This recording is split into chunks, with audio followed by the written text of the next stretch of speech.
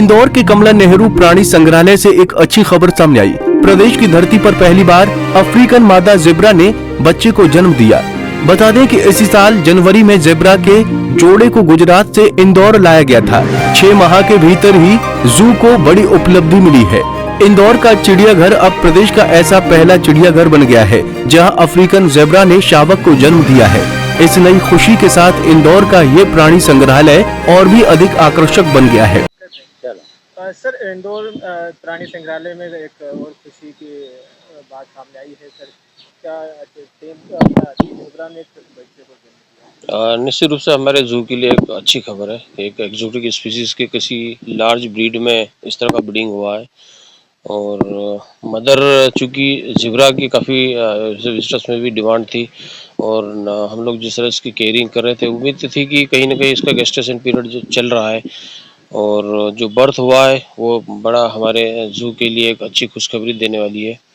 चूँकि इनका gestation period जो होता है करीब 11 से 12 महीने का होता है और 6 महीने इसको लाए हुए जामनगर से। जब लाए तो उसी समय इसका गेस्टेशन पीरियड चल रहा था और जिस तरह से उसका डेवलपमेंट चल रहा था, ये बात कहीं ना कहीं हमको खबर दे रही थी कि इसका गेस्टेशन पीरियड चल रहा है और ब्रीड का बच्चा उसका होने वाला है। तो हम लोगों ने केयरिंग भी उसकी उसी लेवल से शुरू कर दी थी और एक एक्जोटिक स्पीसीज़ में कैप्टिविटी में ब्रीड करना या बर्थ होना अपने आप में एक बड़ी खुशी की बात है।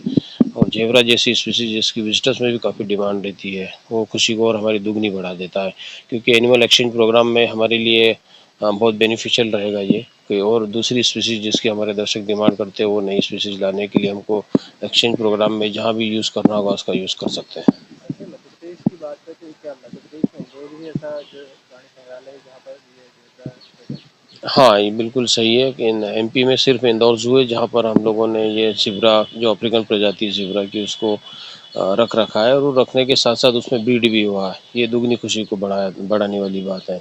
तो ये जू में चूँकि हर जू में इस तरह के एनिमल की डिमांड रहती है और इंदौर जू उसमें लकी रहा कि हमें जो जेब्रा का एक पेयर था उसमें बढ़ोतरी होकर अब संख्या 3 के आसपास हो गई।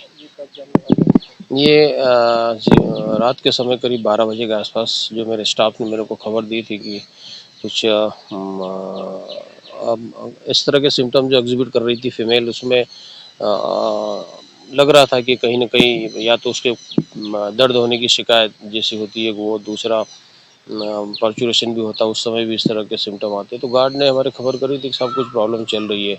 जब आके देखा, थोड़ा वेट किया हम लोगों ने आधा घंटा, क्योंकि मालूम तो था कि गेस्टेशन पीरियड इसका चल रहा है और फिर उसने आधे घंटे बाद ही एक बच्चे को सफलतापूर्वक जन्म दिया और मदर और बच्चा दोनों हेल्दी है।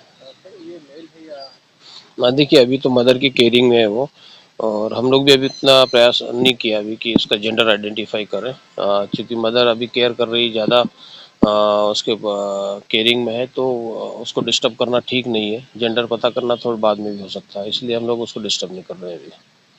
Thank you. अब चिड़ियाघर में जेब्रा की संख्या बढ़कर 2 से 3 हो गई है। जू के स्टाफ और आगंतुकों में खुशी है। प्राणी संग्रहालय के अधिकारियों ने इस नवजात शावक की देखभाल के लिए विशेष प्रबंध किए हैं। शावक और उसकी मां दोनों स्वस्थ हैं।